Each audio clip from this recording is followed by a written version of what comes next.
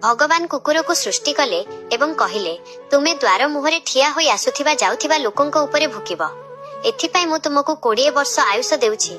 किंतु कुकुर कहिला प्रभु केवल भुकिबा पई एते वर्ष मते केवल 10 वर्ष दरकार।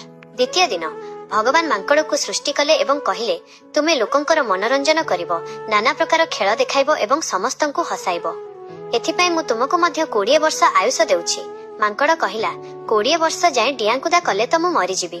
प्रभु मते केवल 10 वर्ष दियंतु। तृतीय दिन भगवान गाई को सृष्टि कले एवं कहिले तुमे चासी सहित बिलरे परिश्रम करिवो एवं निजर अमृत भଳି क्षीर समस्तंकर पालन करिवो। एथिपाई मु तुमको 60 वर्ष आयुष देउछि। गाई कहिला एहा तो बहुत कष्टकर जीवन प्रभु, मते आपण केवल 20 वर्ष दियंतु। चतुर्थ दिन भगवान मनीष को सृष्टि कले एवं कहिले जाओ खेलकूद कर, विवाह कर, आनंद कर एवं परमात्मा को प्राप्त हुओ। एथिपाई मु तुमको 20 वर्ष आयुष देउछि। परिणाम किंतु लोभी मनीष बाकी सबु पशु मानकर बळका आयुष मागिनेला। सेही वर्ष गुड़िक सहित सेही पशु मानकर समस्या मध्य मनीष पाखकु आसीगला।